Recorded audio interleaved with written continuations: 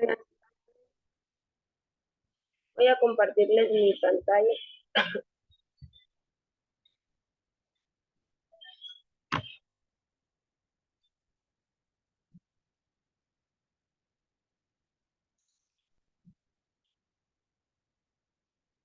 ¿Se logra ver la pantalla?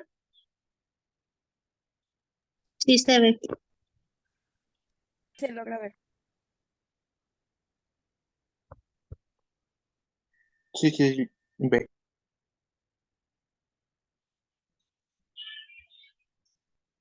Ok, bueno, pues me presento. Mi nombre es Milady Juárez Pineda, soy licenciada en enfermería, tengo una especialidad en urgencias y diversos diplomados. Tengo experiencia laboral en área hospitalaria, además en primer nivel y actualmente pues en el área de docencia. Disculpen si todos me escuchan bien, ando un poquito ronca de la garganta. Sí, se escucha bien, maestra. Sí, se escucha bien, adelante, bienvenida. Iniciamos el curso. Ok, bueno, cualquier duda que tengan, por favor pueden ir comentando en el chat o encienden su micrófono y sin ningún problema yo les respondo lo que son las dudas. Bueno.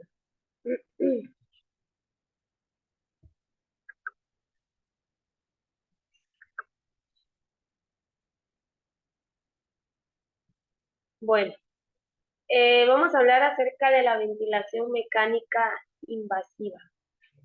¿Por qué es tan importante la ventilación mecánica?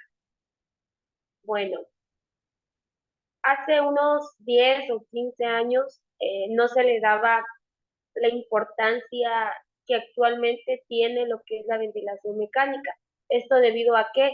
Pues a múltiples patologías, especialmente epidemias o mejor dicho pandemias que han surgido a lo largo de los años. Pero si bien es cierto que la ventilación mecánica no solo sirve para dar un soporte vital, en este caso al paciente con una necesidad respiratoria, sino tiene otras funciones que pues más adelante la vamos a ver. Les voy a presentar el contenido del día de hoy, una breve introducción, una breve anatomía y fisiología del aparato respiratorio, el desarrollo como tal de la ventilación mecánica invasiva y las conclusiones. Como introducción, la ventilación mecánica representa una de las terapias más frecuentes en las diferentes unidades. ¿A qué áreas me refiero como unidades? Pues a áreas como urgencias y terapia intensiva.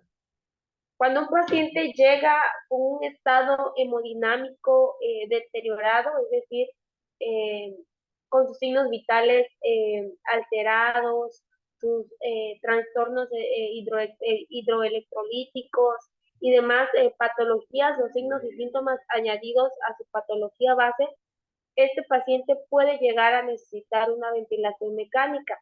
¿Y esto por qué? Pues necesita la ventilación mecánica para su recuperación. ¿Y y por qué nosotros tenemos que saber acerca de la ventilación mecánica? Bueno, porque somos el personal que se encuentra 24/7 con el paciente.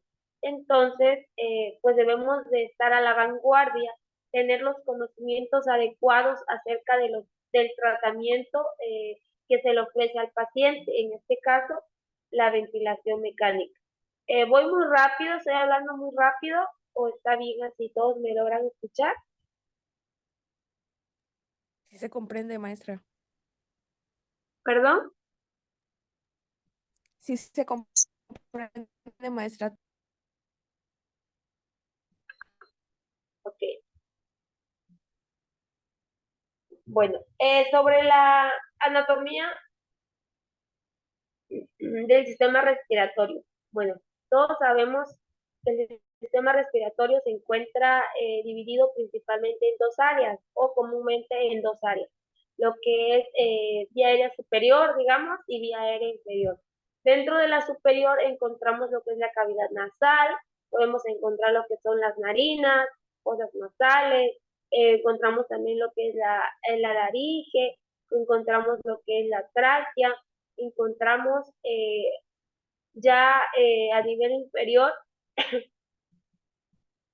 lo que es la tráquea, lo que es la carina, que es la división de lo que es la ramificación de la tráquea, y encontramos lo que son los alveolos.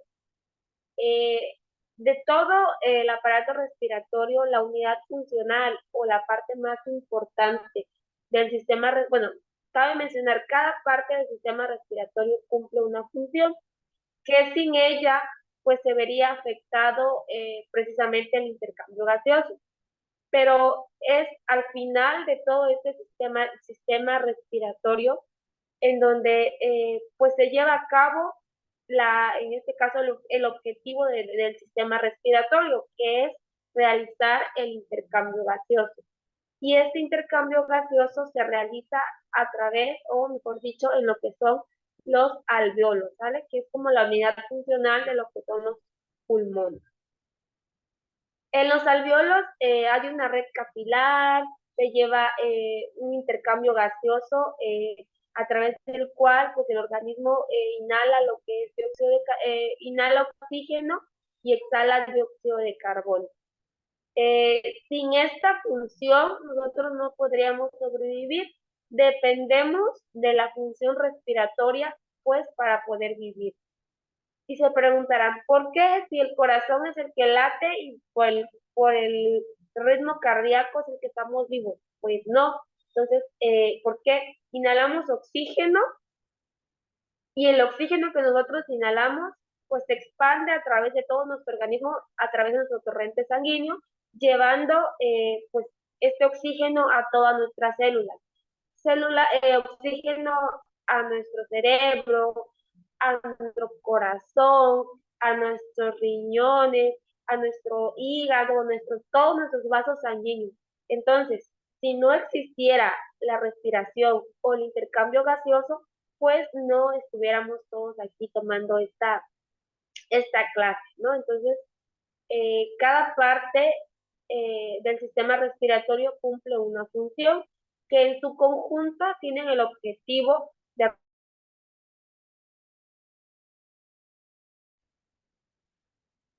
Bueno, ahora, ¿qué es la ventilación mecánica invasiva?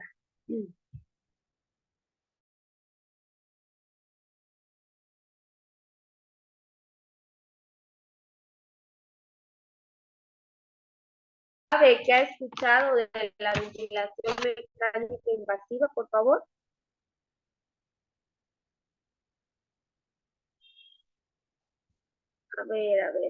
Vamos a ver quién está por ahí. Los que son mis alumnos, voy a tomar vacaciones.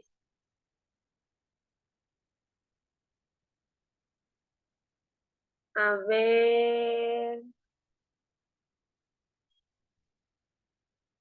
A ver, Daphne, ¿qué has escuchado de la ventilación mecánica?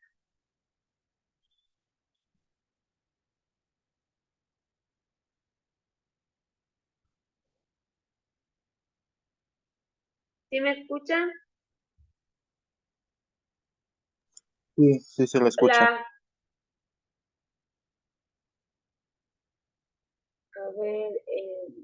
A ver, compañero Mario, ¿nos puedes comentar qué has escuchado acerca de la ventilación mecánica, por favor? Es la forma artificial para sustentar la vida de un paciente. Se puede decir a mínimas palabras, ¿no? La vía artificial. Ok, gracias.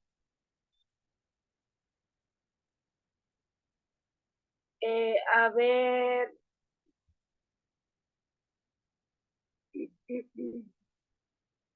Karen, ¿nos podrías ayudar? ¿Qué has escuchado acerca de la ventilación mecánica?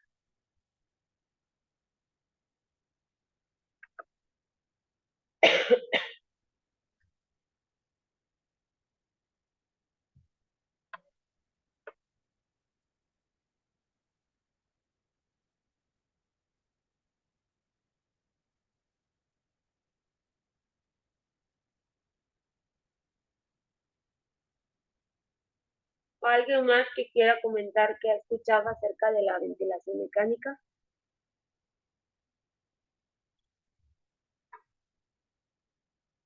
¿Cómo? Hay que participar, compañeras y compañeros, enfermeros. Profa, buenas tardes. Buenas tardes. ¿Puedo participar? Adelante, Beth.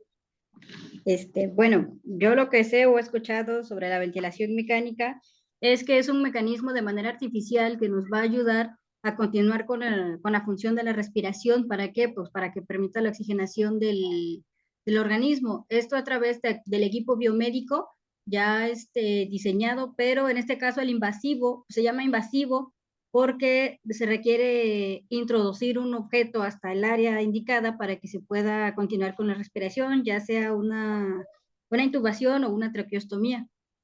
Eso es lo que he escuchado al respecto. Ok, gracias. ¿Alguien más?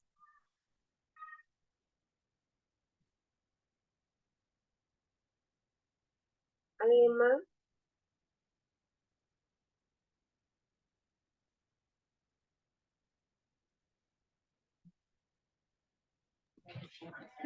Bueno, pues apenas se prendió el micrófono. Bueno, que yo sepa, la ventilación mecánica en sí ayudaba a algunos pacientes que tenían dificultades para respirar. Eh, por lo general se vio más en lo que fue la pandemia de COVID. Así es preciso, que yo sepa era nada más para poder apoyar a la respiración, pero así no tengo exactamente una idea clara. Ok, muchas gracias. Una última persona, por favor.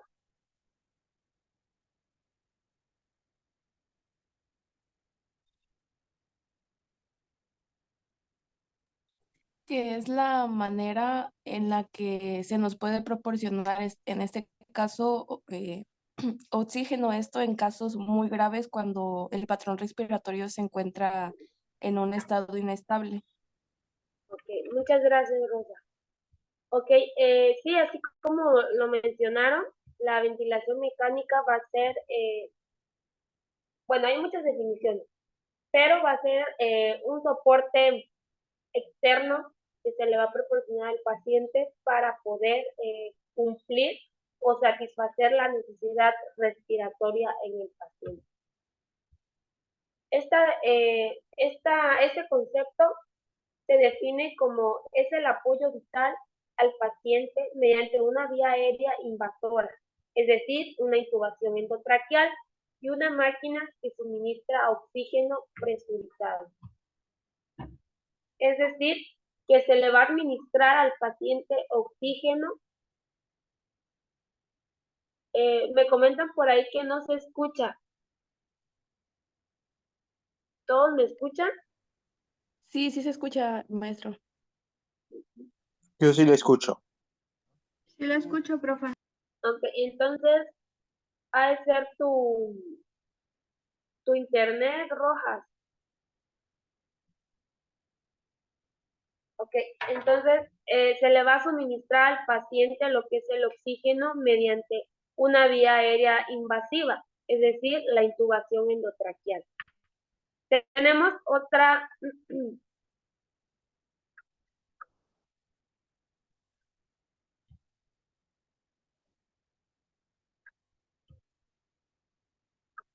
tenemos aquí otro punto muy importante. La ventilación mecánica invasiva constituye una importante herramienta en el tratamiento de los pacientes en situación de insuficiencia respiratoria. Pero cabe mencionar que la ventilación mecánica no solo se utiliza para aquellos pacientes que tienen una deficiencia, en este caso, de la función respiratoria, sino hay otras situaciones que más adelante les vamos a ver. La ventilación mecánica es utilizada en un 30-50% de los casos de insuficiencia respiratoria aguda relacionada con urgencias médicas y quirúrgicas que surgen en la unidad de cuidados intensivos. Bueno, la ventilación mecánica no solo se utiliza en terapia intensiva, sino también se utiliza en urgencias.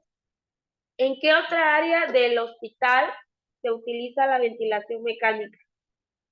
A ver, alguien ahí puede comentar en el chat si no quiere encender su micrófono, ¿en qué otra área se puede utilizar la ventilación mecánica?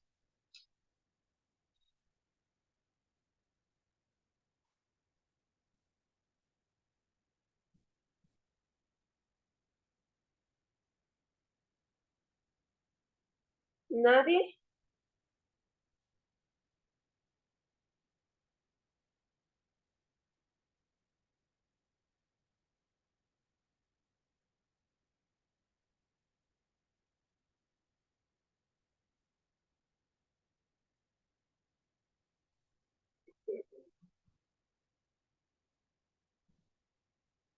Bueno, la ventilación mecánica también se puede utilizar en el quirófano, porque hay pacientes que necesitan una sedación completa, entonces a estos pacientes se les realiza una intubación endotraqueal y se seda al paciente o se le pone una anestesia general. La diferencia es en que la ventilación mecánica del quirófano pues es temporal, es decir, es mientras el paciente está en el proceso quirúrgico. Y la ventilación mecánica como tal en urgencias y terapia intensiva, pues ya es de manera, digamos, definitiva respecto al tiempo, porque depende la indicación médica y depende la causa que está llevando al paciente a necesitar esa ventilación mecánica. ¿Dudas hasta aquí, compañeros?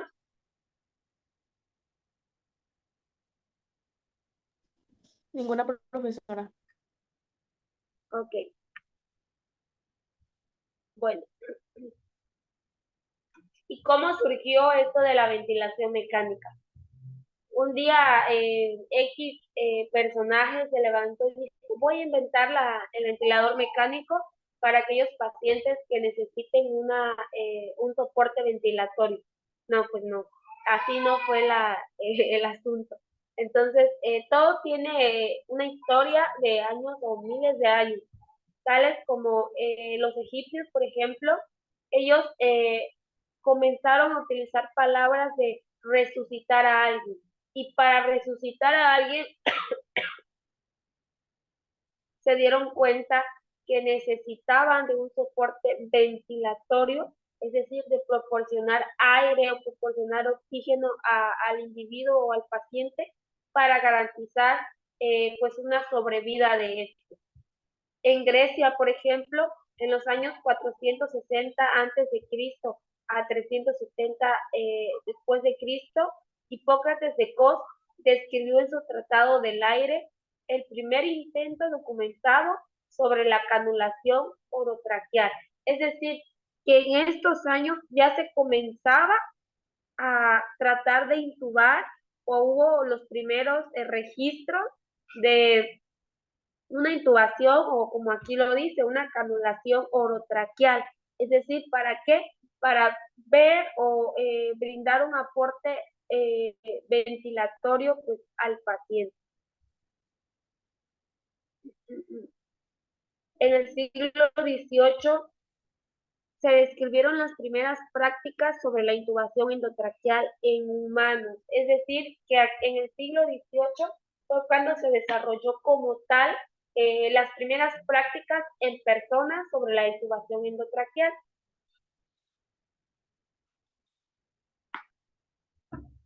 Y en 1952, al conseguir la manera de brindar un soporte ventilatorio a los pacientes durante la epidemia de poliomielitis de Copechagüe. Entonces, en 1552 ya existió una epidemia que requirió la necesidad de garantizar o brindar un soporte ventilatorio a los pacientes, con lo cual pues toda la humanidad o el área médica se dio cuenta de la gran importancia del soporte ventilatorio en los pacientes.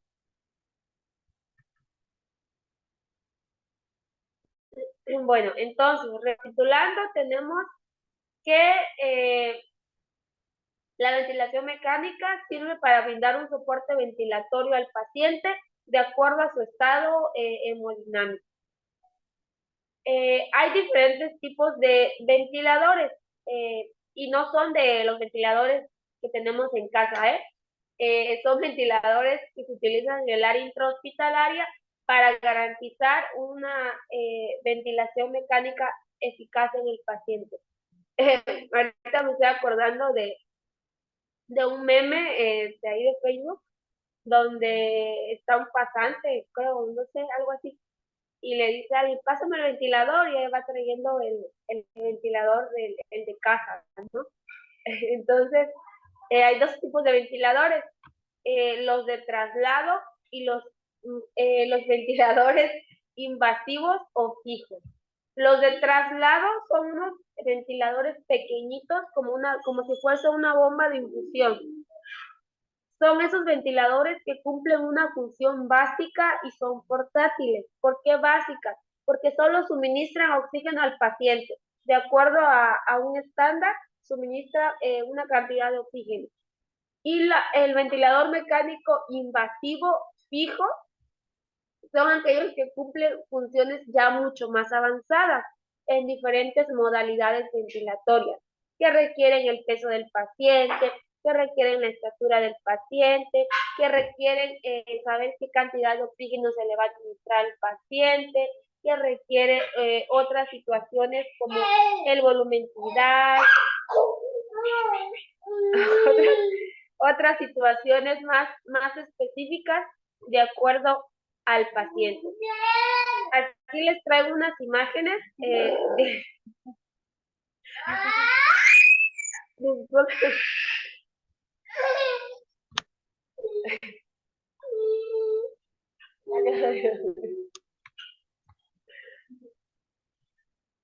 Entonces, les decía, aquí les traigo unas imágenes acerca de algunos ventiladores mecánicos invasivos y algunos otros de traslado.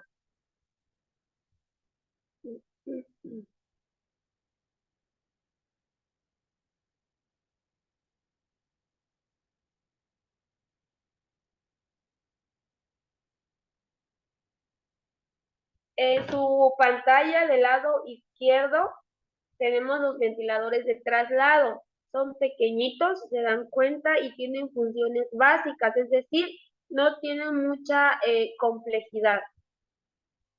El más sencillo es este, y hay otros que son un poquito más sofisticados, pero siguen siendo portátiles.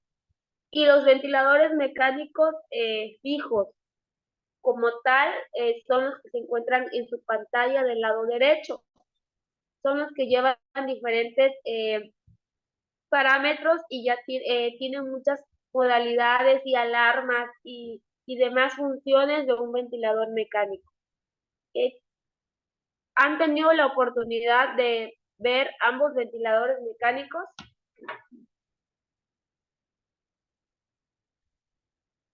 Porfa, si pueden comentar ahí en el chat.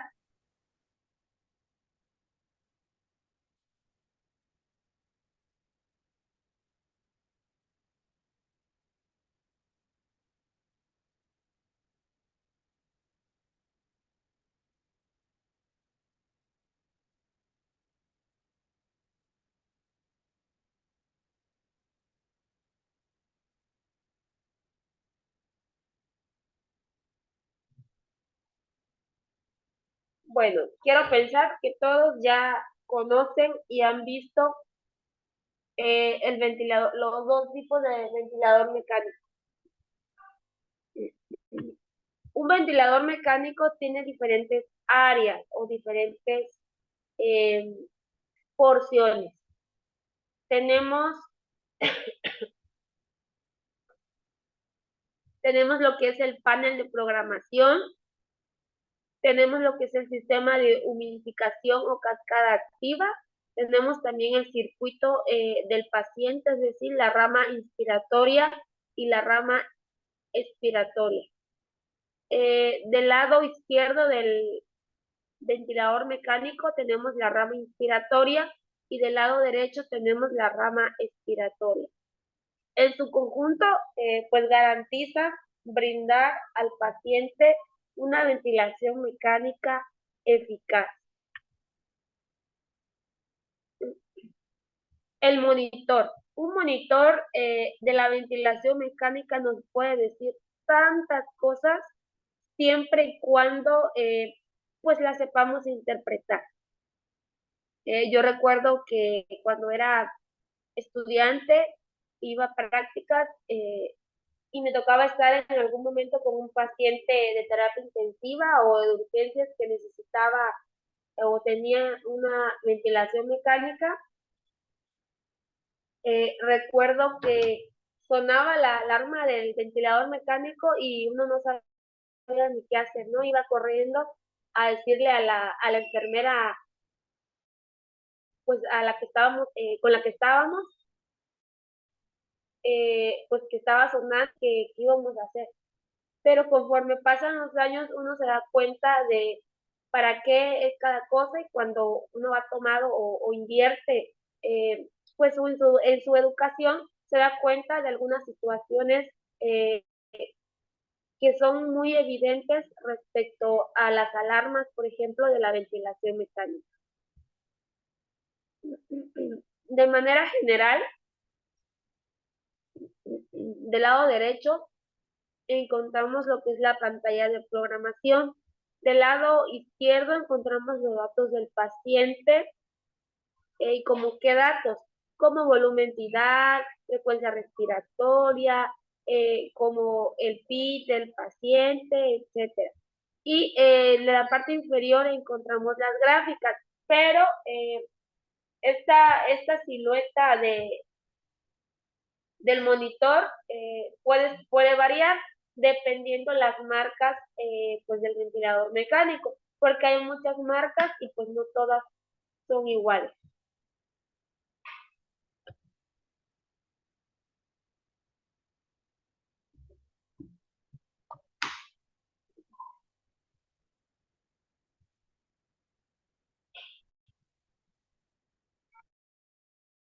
Ok.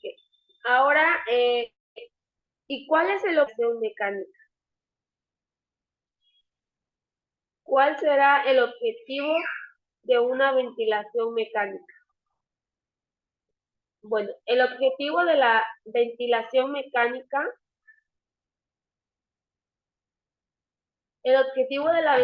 mecánica, invasiva tiene 6 funciones o 6 objetivos. El primero, mantener el adecuado intercambio de gases en el paciente. 2, garantizar la oxigenación adecuada. 3, reducir el trabajo respiratorio del paciente. 4, garantizar la permeabilidad de la vía aérea. 5, mantener al paciente vivo y sin complicaciones. Y 6, resolver el trastorno primario del paciente. El trastorno primario es la causa que llevó al paciente a necesitar de una ventilación mecánica. El punto más importante desde mi perspectiva es el punto 5, mantener vivo al paciente y sin complicaciones. Es aquí donde enfermería va a actuar, porque hay diferentes funciones de enfermería que podemos realizar para disminuir complicaciones o, en este caso, disminuir la incidencia de la neumonía asociada a la ventilación mecánica, ¿no? En conjunto, pues se garantiza, se trata de garantizar una sobrevida del paciente y que pues recupere su estado de salud óptimo.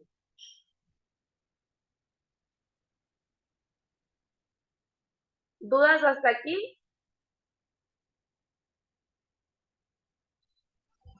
No, Lick, todo bien. Ok.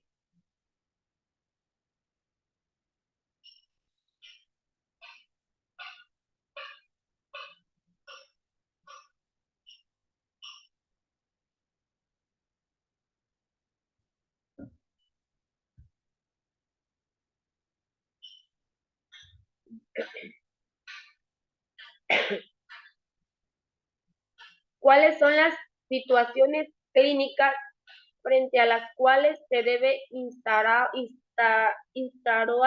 este caso, instalar una ventilación mecánica en el paciente? Bueno, las posibilidades de indicaciones van desde los pacientes que presentan una apnea. ¿Saben qué es una apnea, verdad?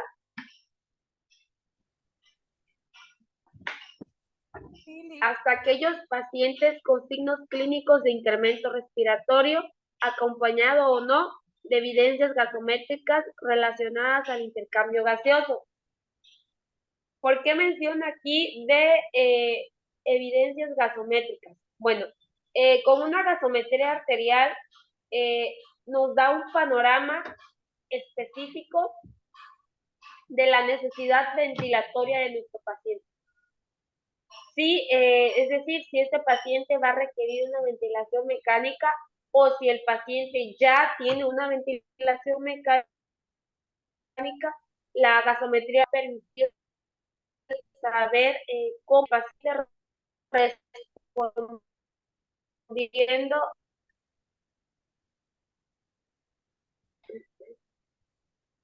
Básicamente existen 4 tipos de indicaciones para la ventilación mecánica. La primera, que es la insuficiencia respiratoria.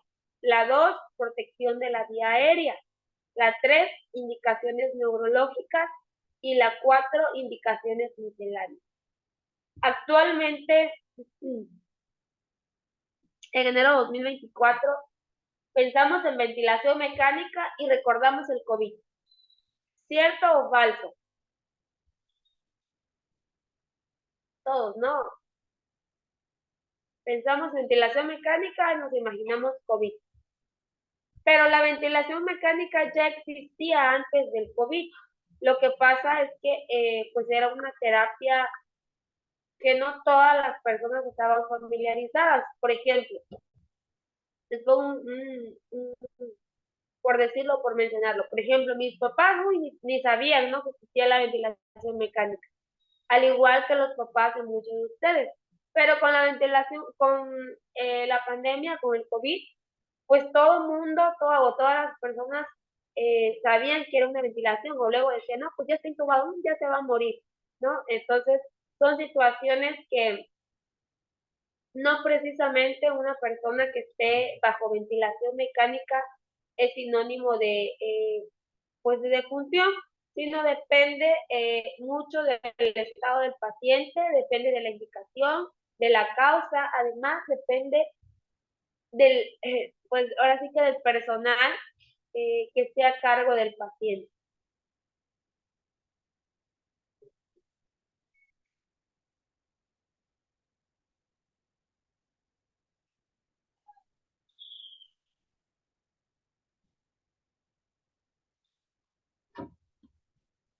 Vamos a ir viendo cada una de las diferentes indicaciones para la ventilación mecánica.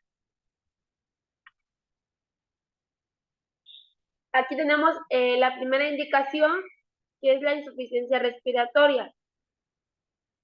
En la insuficiencia respiratoria van a haber 4 puntos a considerar. Una presión de oxígeno menor a 60 milímetros de mercurio. Una presión de oxígeno menor al 82, una saturación de oxígeno menor al 82%. Una presión de dióxido de carbono mayor a 50 milímetros de mercurio y un pH menor a 7.35.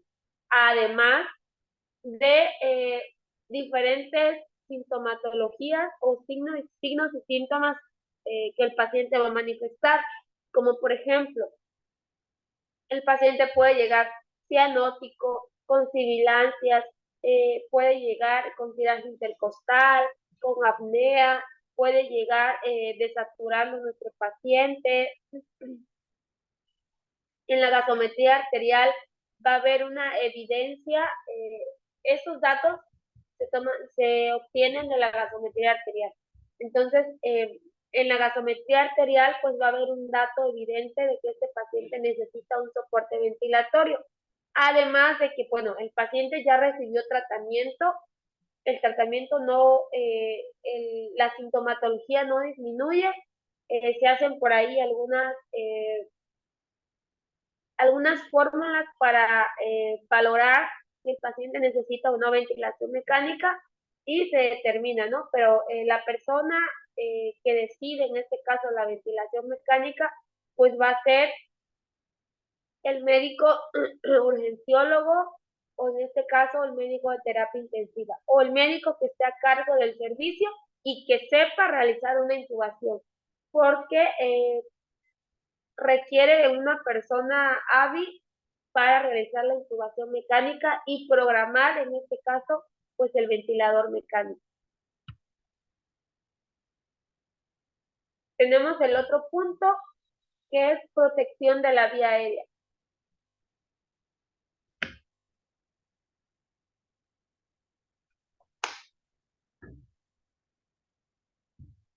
En la protección de la vía aérea tenemos diferentes puntos, como es la apnea, la obstrucción de la vía aérea, deterioro neurológico que conduce a hipoxemia o hipoventilación, traumatismo craneoencefálico severo, trauma cervical, trauma facial, quemaduras de la vía aérea.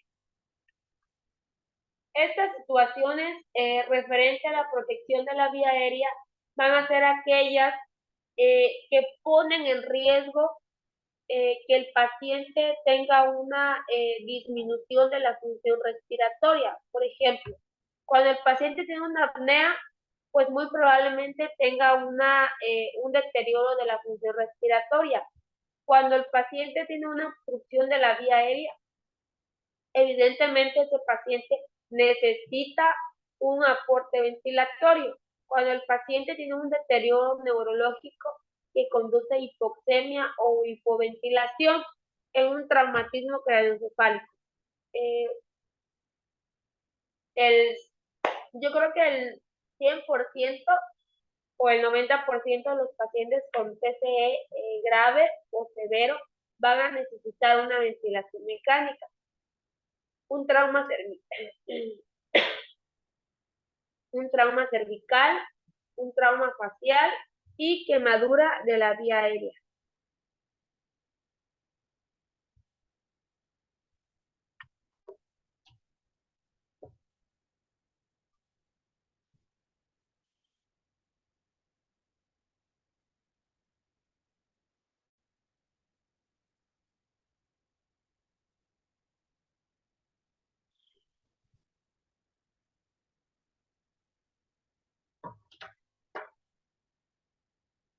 Referente a las neurológicas,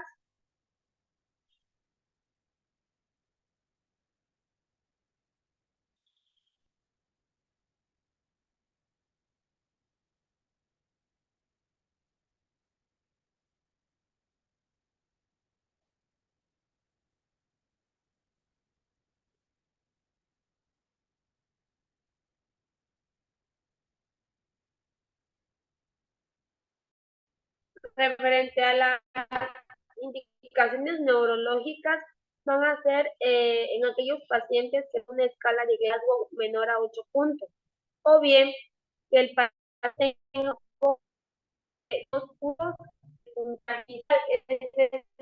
el paciente llegó a urgencia, por ejemplo, por caída de su propia escalera o caída de las escaleras, ¿no? En el que les gusta, tercer, cuarto escalón, se cayó. Llegó con un Glasgow de 13, por ejemplo, 13, 14, y a la hora o a las 2 horas, ese paciente disminuye su Glasgow a 10. Entonces, en esa situación, el paciente va a necesitar también de una ventilación mecánica por situación neurológica.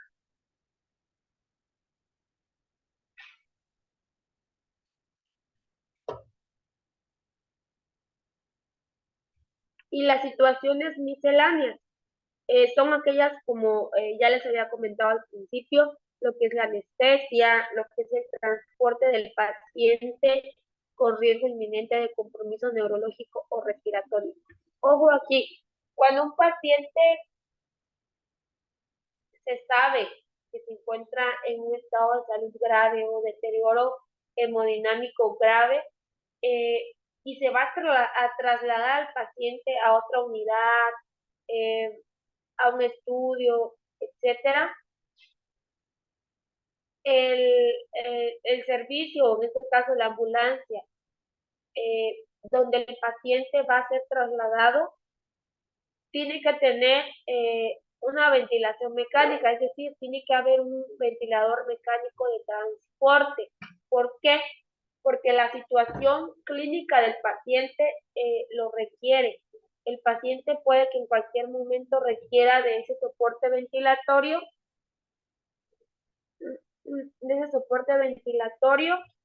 y pues la unidad cuente con esta terapia, pues le va a ayudar al paciente. O bien, en el caso que el paciente ya se encuentre con ventilación mecánica, va a ser necesario que el paciente permanezca con la ventilación mecánica durante el transporte. Es decir, mi paciente está entubado en un hospital de segundo nivel, por ejemplo, y necesita ser trasladado a un hospital de tercer nivel. Entonces, no voy a desintubar a mi paciente para trasladarlo al otro hospital, sino el paciente se tiene que ir entubado. Entonces, se tiene que garantizar la terapia respiratoria en este paciente. ¿Dudas hasta aquí? Yo tengo una duda, profesora. Dime. Por ejemplo, si el paciente se encuentra intubado y el hecho de ser intubado puede generar alguna complicación lejos de una mejoría. Si el paciente está intubado Ajá. y se desentuba. No, o sea que durante su tratamiento el hecho de estar intubado pueda generar una complicación lejos de una mejoría. Sí puede haber casos en el que el paciente se complique. ¿Pero por qué se va a complicar? Puede ser por un mal manejo, en este caso terapéutico, o bien porque la situación del paciente no va para más. Hay pacientes, ni por más que el personal médico y de enfermería realice acciones o indicaciones en el paciente, a veces el paciente no va a salir de ese estado. ¿Por qué? Porque ese estado ya está muy avanzado. Un claro ejemplo, ¿no? Con los pacientes de COVID, por ejemplo. Esos pacientitos llegaban a los hospitales ya con un estado respiratorio ya muy, muy, muy, muy alterado. Entonces, no puedes garantizar la sobrevida, digamos, de un paciente o el simple hecho de ofrecer una ventilación mecánica. Hay muchos factores que intervienen. Interviene la edad del paciente, interviene el estado actual del paciente, interviene también los antecedentes del paciente, interviene la causa que llevó al paciente a esa ventilación mecánica y interviene también patologías añadidas a ese paciente. Por ejemplo, si es un paciente de la tercera edad, con diabetes, con hipertensión, ¿qué te gusta? Con EPOC, por ejemplo. Además de eso, el paciente fue durante toda su vida paciente con tabaco, o sea, de tabaquismo, pero lo llevó al hospital el hecho de que tuvo una caída del tercer piso, por ejemplo, o del segundo piso, por lo cual está requiriendo la ventilación mecánica. Pero ese paciente ya tiene más factores añadidos que le va a ser muy difícil que ese paciente salga de la ventilación mecánica y pueden haber muchas complicaciones. El deterioro hemodinámico, puede haber también, la principal complicación de la ventilación mecánica es lo que es la neumonía, ¿no? Que es la neumonía asociada a la ventilación mecánica. Pero hay situaciones en las que los pacientes ya llegan con neumonía y pues la terapia ventilatoria se les ofrece para digamos, en otras palabras, como para hacer un stand-by ahí o hacer una pausa a sus pulmones para tratar de que sus pulmones recuperen su función respiratoria. ¿Sí respondí a tu pregunta? Sí, profa. Ok. ¿Algo más? ¿Tiene alguna duda?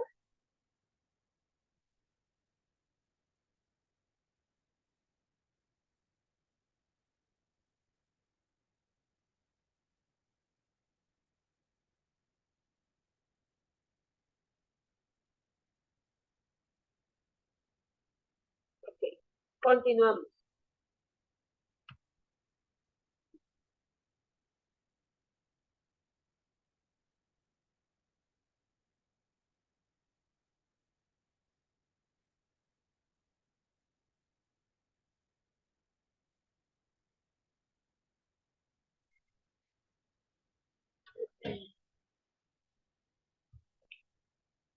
En un paciente que va a requerir una ventilación mecánica, hay dos vertientes, digamos, o dos líneas en las cuales se tiene que seguir una de ellas. Estas dos situaciones son paciente con SDRA y paciente sin SDRA. ¿Y qué es SDRA? Síndrome de dificultad respiratoria aguda.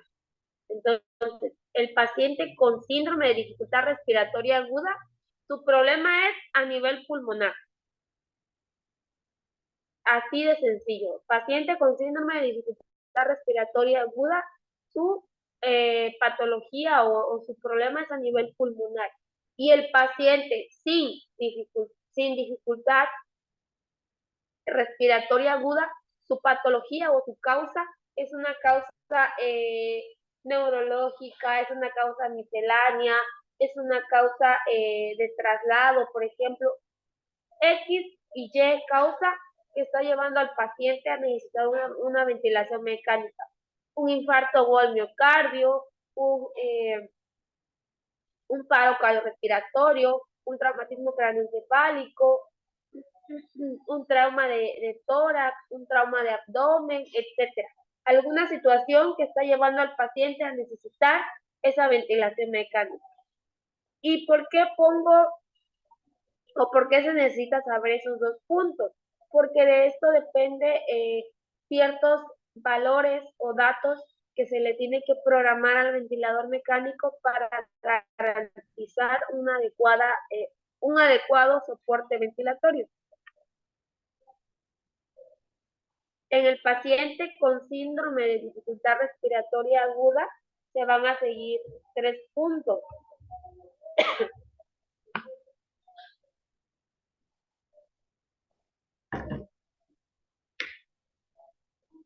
Se va a medir al paciente, se va a sacar el peso predicho y se va a programar el ventilador.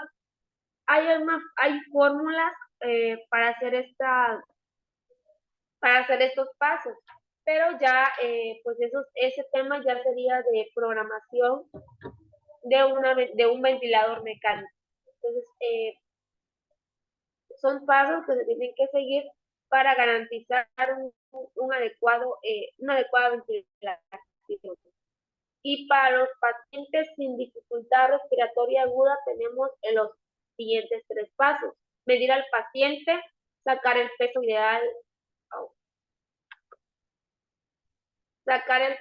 ideal del paciente y programar el ventilador.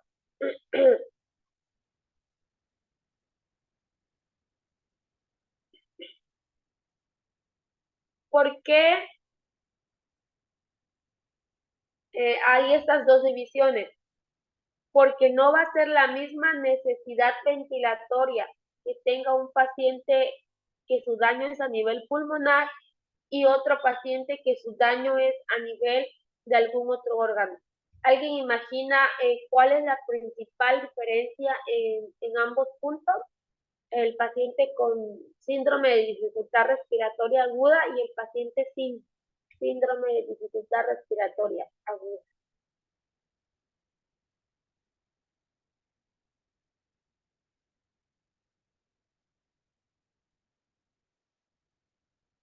¿Alguien por ahí? A ver, maestro, a ver. ¿Se encuentra usted por ahí?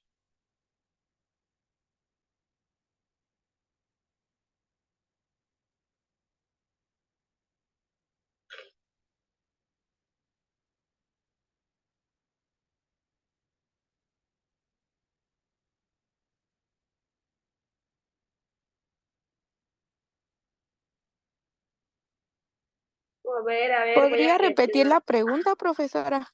Se Sí, distorsionó un poco. ¿cuál es la principal diferencia entre la necesidad del ventilador mecánico en un paciente con síndrome de dificultad respiratoria aguda y alguien sin síndrome de dificultad respiratoria aguda? Pues a mi criterio yo creo que sería como tal la necesidad de no poder respirar. Bueno, discúlpele, usted había comentado que el que sí tiene el síndrome es porque ya tiene un daño directo en los pulmones y pues ya requiere la ventilación. Entonces yo creo que eso también influye mucho en eso porque pues ya tiene como tal el daño en los pulmones y pues se requiere. Ok, gracias. ¿Alguien más?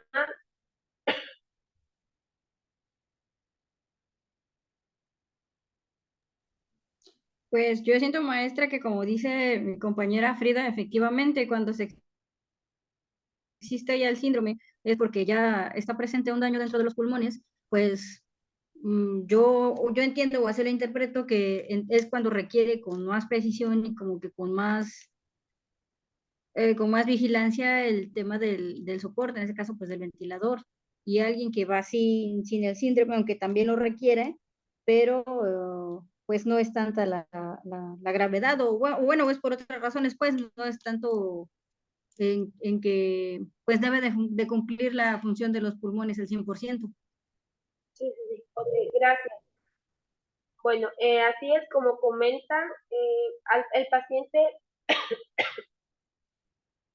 perdón,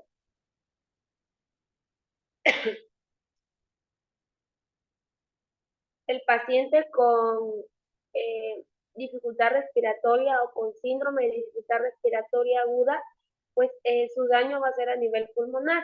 Por ende, va a necesitar específicamente más aporte ventilatorio, es decir, más aporte de oxígeno. En otras palabras, PO2. Eh, en el ventilador mecánico, el oxígeno se mide a través del PO2 que se suministra al paciente. Entonces, la necesidad del oxígeno, del PO2 en el paciente con síndrome de dificultad respiratoria aguda, pues será mayor. Será un paciente que necesitará un PO2 del 100%, muy seguramente, o, perdón, en el 100%, y en cambio en un paciente sin síndrome de dificultad respiratoria aguda, que su daño es a nivel neurológico, por ejemplo, a nivel cardíaco, a nivel renal, etcétera, su aporte de PO2 o su aporte de oxígeno va a ser en menor cantidad o menor porcentaje. Hay pacientes con traumatismo craneoencefálico, por ejemplo, que su PO2 es del 30%, 40%. ¿Por qué? Porque pues el daño no está a nivel pulmonar, simplemente se está ofreciendo la terapia ventilatoria para suministrar o garantizar una mejora en el estado de salud del paciente. ¿Sí me expliqué?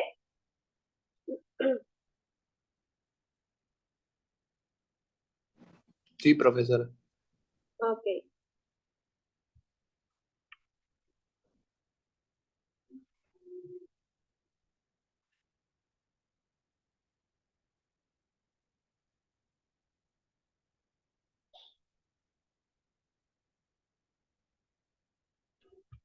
Bueno, ahora, ¿cuáles son las contraindicaciones de la ventilación mecánica?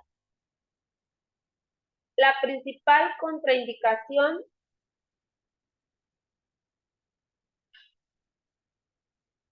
La principal contraindicación sería aquel que el paciente competente o la figura jurídica que lo represente rechace el inicio de la ventilación mecánica. Cuando un paciente necesita o requiere la ventilación mecánica, siempre tiene que haber un consentimiento informado de que ese paciente acepta la ventilación mecánica. En el caso que el paciente pues esté hemodinámicamente estable para poder firmar. Y si el paciente no lo está, pues un familiar, en este caso un familiar directo, mamá, papá, hijo, esposo, esposa, tiene que firmar pues que este paciente acepta la ventilación mecánica.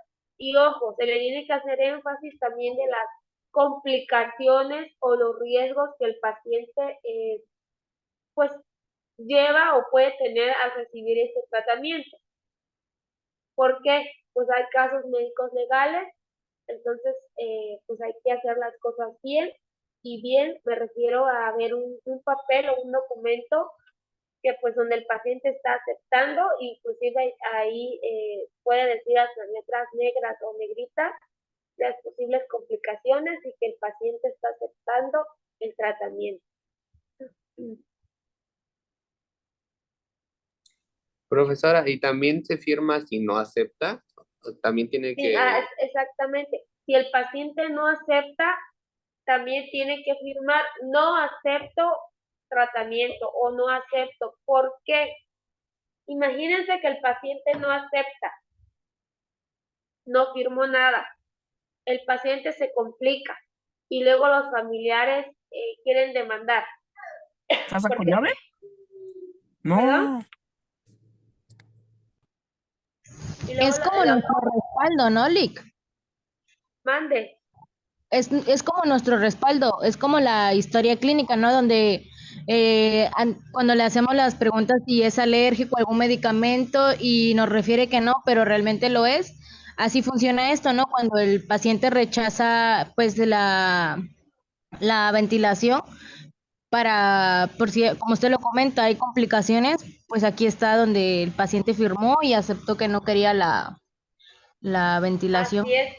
Por ejemplo, el peor escenario, el paciente no acepta la ventilación y fallece al segundo día. Pero resulta que el hijo, uno de los hijos, de que era el más grillero, él no estaba, y después llega exigiendo que porque se mató a su familiar. Pero no firmó la ventilación mecánica. Entonces, señor, mira, aquí tengo donde el paciente me dice que no acepta. Ya tenemos un documento que nos está pues amparando de que el paciente firmó que no aceptaba. Ahora imagínense que el paciente no firmó nada. Nosotros le decimos al familiar, no, es que él no quiso ventilación, no aceptó. Y el familiar dice, no, o los demás familiares, no, a nosotros ni nos dijeron nada, o sea, no nos informaron, o sea, no hay un documento que nos esté amparando, y ahí sí puede haber un caso médico legal. Entonces, todo lo que vayamos a hacer, tiene que haber un documento que esté firmado por el paciente donde está aceptando el procedimiento, principalmente en aquellos procedimientos que son invasivos, como es la ventilación mecánica.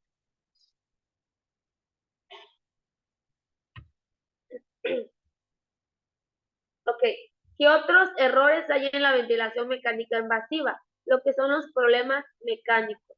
Problemas mecánicos me refiero al ventilador, es decir, que exista algún daño en el equipo, que alguna parte no esté funcionando bien. Errores en la programación y alarmas. Errores en la programación, que no se programe este equipo para la necesidad del paciente. Es decir, se dejó ya el ventilador, por ejemplo, programado de X paciente y nadie lo desarmó, nadie lo desinfectó, nadie lo limpió. Llega otro paciente y lo intuban y le ponen el mismo ventilador sin modificar parámetros. Eso sería un error en la programación. Y alarma, que no se sepa interpretar de una manera adecuada las alarmas que nos está emitiendo pues dicho equipo. Problemas en la vía aérea, Es decir, una de las principales problemas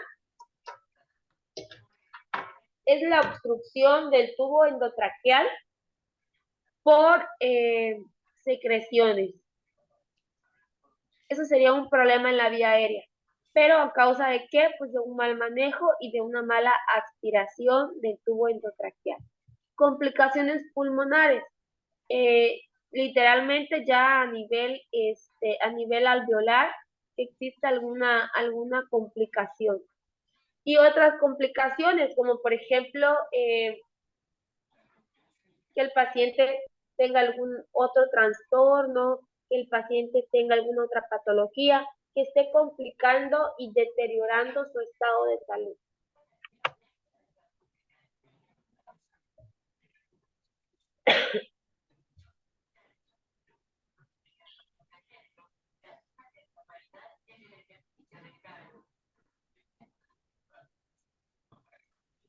El control de metas. Bueno, al realizar la ventilación mecánica o al ofrecerle al paciente el soporte ventilatorio a través de la intubación endotraqueal, hay algunas metas que se tienen que seguir en el paciente. Y estas metas pues van enfocadas a garantizar un soporte ventilatorio adecuado, en la cual pues les voy a mencionar algunas de estas metas. Todos estos puntos se ven en el ventilador, se programan en el ventilador y pues ahí se modifica o se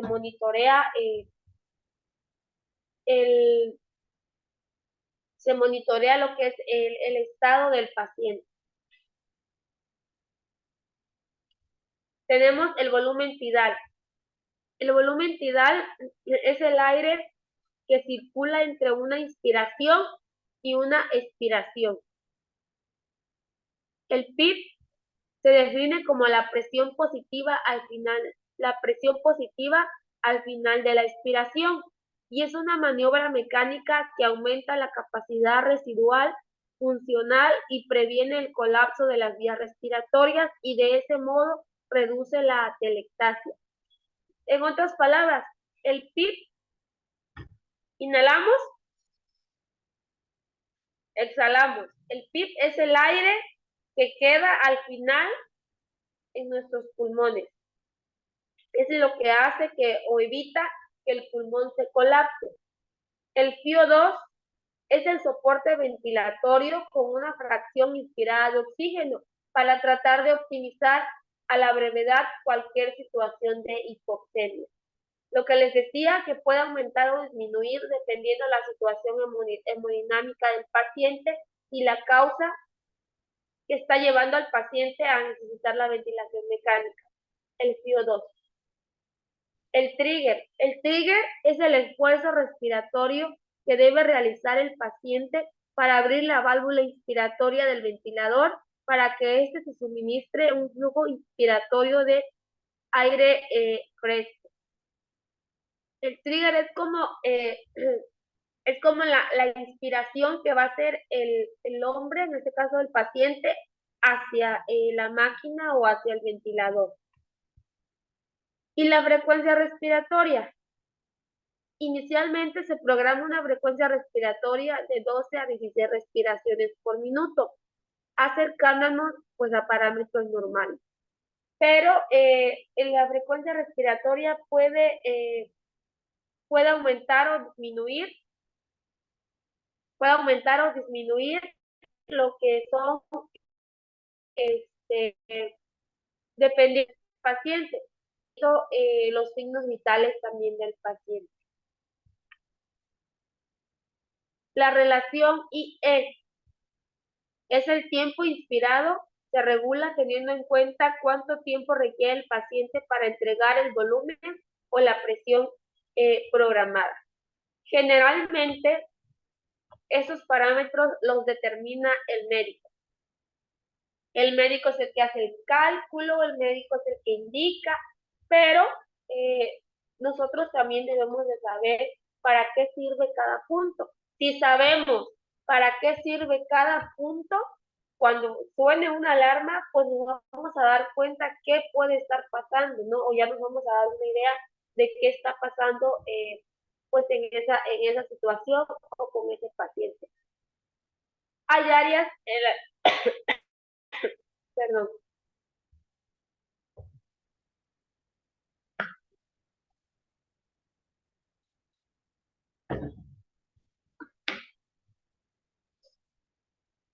hay áreas en las que la enfermera es la que intuba, la enfermera es la que programa el ventilador.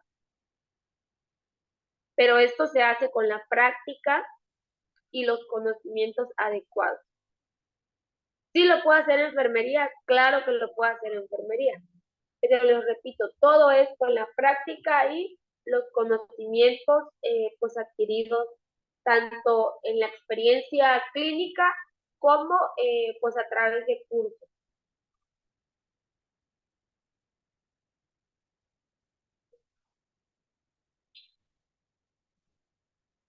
¿Dudas hasta aquí?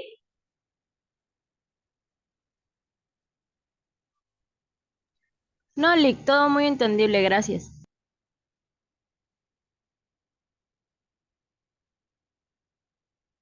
Los demás compañeros, Yo sí tengo una pregunta, maestra. ajá, díganle. En cuanto al trigger, dice ahí que es Ajá, el esfuerzo que debe realizar el paciente para abrir la válvula.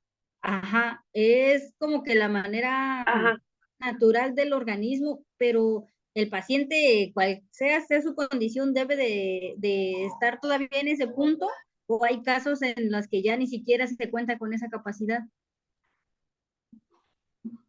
Hay casos en los que ni siquiera se cuenta con esa capacidad y el ventilador mecánico también tiene dos modalidades. Tiene una modalidad en donde literal el paciente va, digamos así en palabras terrenales, el paciente va al ventilador y hay otra modalidad en donde el ventilador va al paciente. Entonces, si me explico. Sí, es que Entonces, tenía una idea al respecto. El trigger normal sería cuando el paciente va al ventilador, es decir, que el paciente inhala, ¿no? Tiene todavía ese reflejo de inhalar y exhalar por sí solo. Y cuando no, pues literal la máquina o el ventilador hace esa función. Ok. Ya esa era la duda. Gracias, maestra. Okay.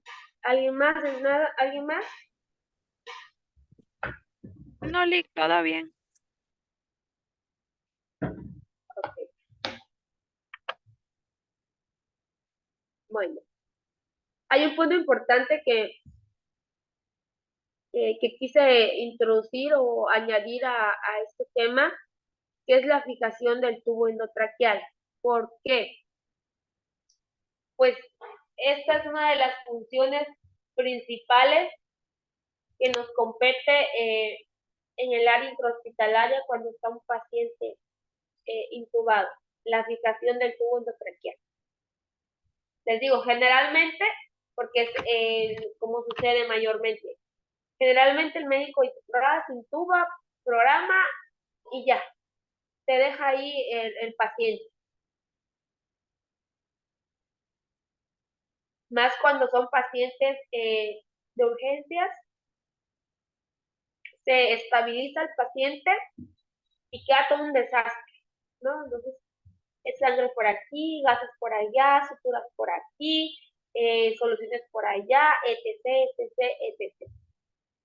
Y tenemos que, pues, poner bonito a nuestro paciente, ¿no? Entonces, fijar acá, fijar allá, colocar bien esto, colocar bien aquello. Entonces, una de las funciones es, pues, la fijación adecuada del tubo endotraqueal.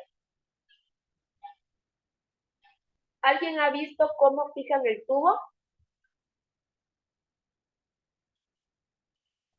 No, Lick. Sí, a ver.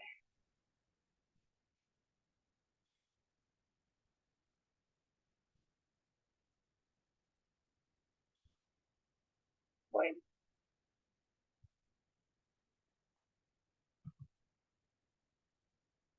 ¿Qué es una fijación del tubo endotraqueal?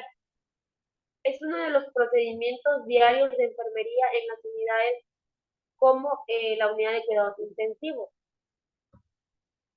El objetivo de una adecuada fijación del tubo endotraqueal se basa en una fijación firme que no comprima el cuello, evitando el retorno venoso del cerebro al tórax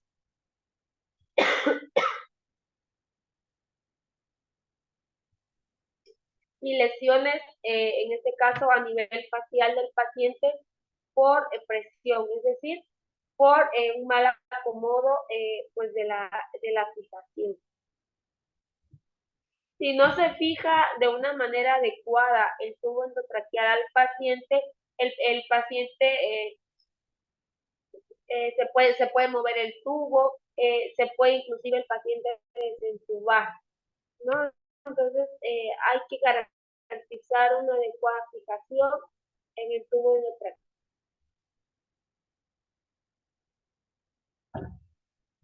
Hay diferentes maneras de sujetar un tubo endotraqueal. Existen fijadores comerciales como los que están del lado izquierdo de la pantalla, que ya son pues fabricados y son muy fáciles de colocar. Son fijadores que no tienen látex y pueden ser una alternativa en caso de alergia a las vendas de algodón. La posición del tubo en la boca es central y no en la comisura labial, es decir, que el tubo queda a nivel central. Su diseño no es estándar y cada casa comercial pues tiene ciertas características diferentes. Y por otro lado, tenemos las posiciones hechas con vendas de algodón, tela adhesiva, que se prestan pues a la imaginación del personal de enfermería. Estas fijaciones que hacemos nosotros o nosotras tienen ciertas características, como por ejemplo es de bajo costo, es fácil de fijar y es fácil de cambiar. Aquí hay un ejemplo de las fijaciones hechas por el personal de enfermería. Tenemos una, aquí son otras formas de fijar el tubo, tenemos otra. Aquí es un poquito a la imaginación. Lo ideal es de que pues el tubo no se mueva ni arriba ni abajo, ni del lado derecho o lado izquierdo y pues se encuentre fijo. Los tubos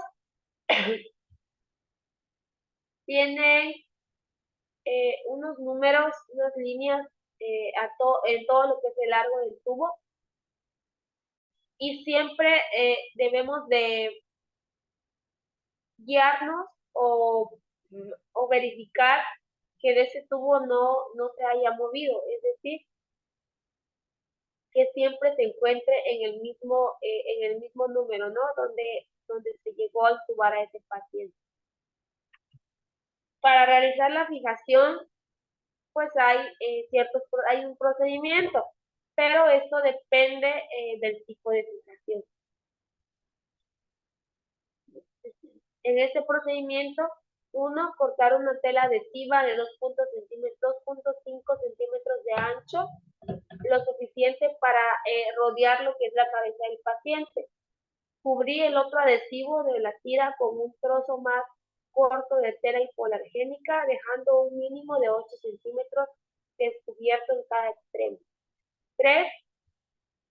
Cortar por la mitad de los extremos de tela adhesiva no cubierta. 4. Colocar la tira o tela adhesiva alrededor de la cabeza del paciente por debajo de las orejas. 5. Asegurarse de que sea solo tela hipoalergénica la que esté en contacto con la piel. Y 6. Servirse de los extremos cortados de la tela para fijar el tubo. Y se pueden colocar parches, o gasas sobre las mejillas para proteger la piel. Ojo, ¿cuándo se debe cambiar la fijación del tubo endotraqueal? Bueno, la fijación se debe cambiar cada 24 horas si todo está bien. Y si esa fijación está sucia, está manchada, tiene secreciones, está rota, etc., o ya se aflojó, etc., se tiene que hacer el cambio inmediatamente. ¿Por qué? Porque se está poniendo en riesgo pues la ventilación mecánica al no tener una adecuada fijación. ¿Dudas?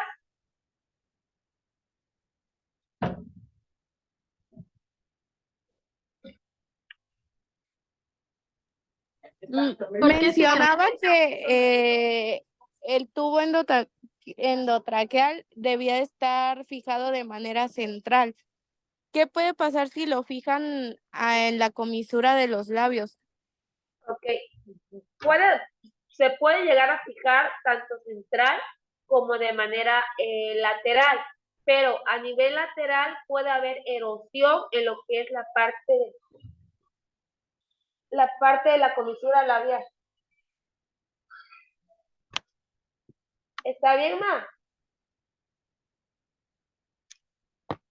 Ajá, entonces puede haber daño también a nivel de la comisura por erosión, es decir, puede haber alguna grieta en la comisura labial. Por eso lo ideal es que se fije a nivel central, pero también se puede hacer a nivel lateral y tener los cuidados adecuados.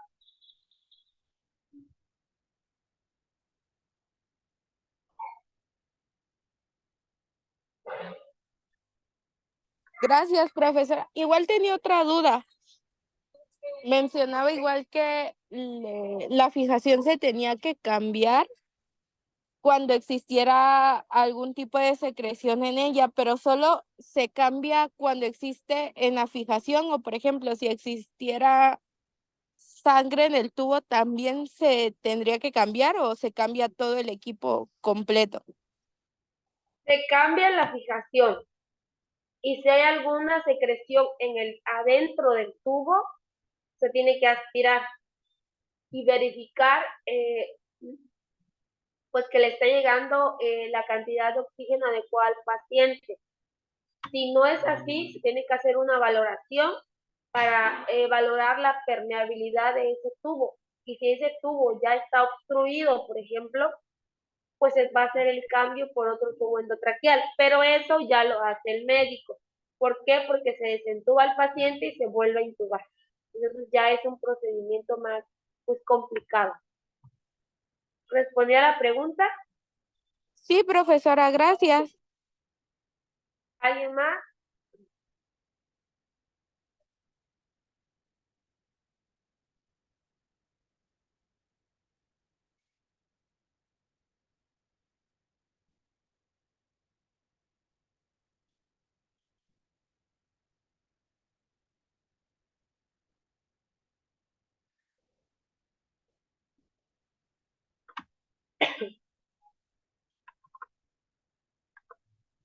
Bueno.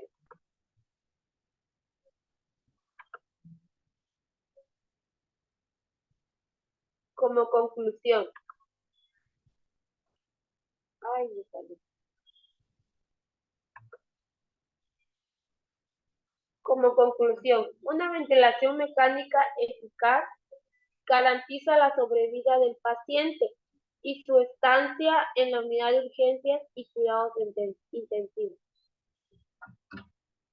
Cada vez es más común la necesidad de algún paciente de llegar a requerir en algún momento de su vida de una ventilación mecánica.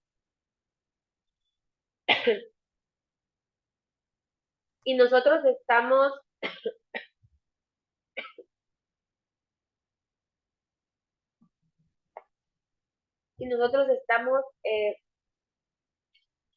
pues para ofrecerle una terapia ventilatoria al paciente de calidad. ¿Esto con qué? Pues con los conocimientos adecuados respecto al tema. ¿Tienen alguna duda? Eso sería respecto a la ponencia, sería todo de mi parte. ¿Tienen alguna duda, chicos, compañeros enfermeros?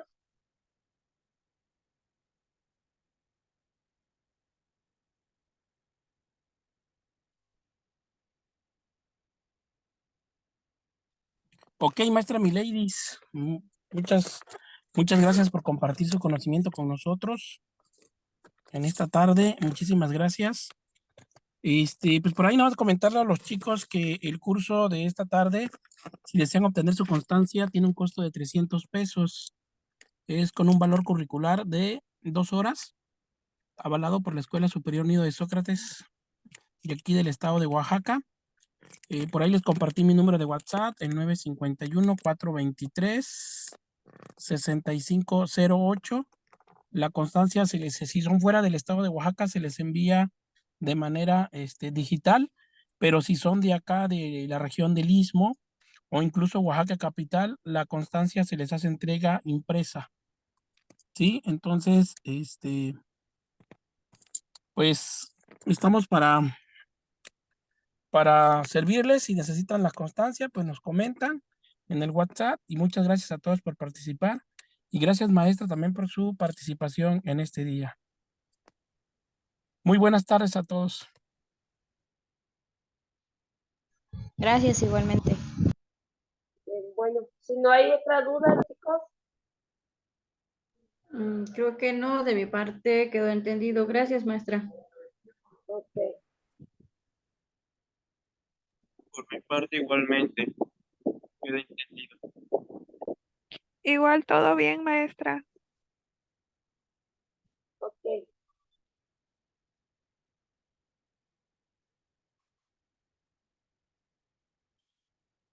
Gracias, maestra.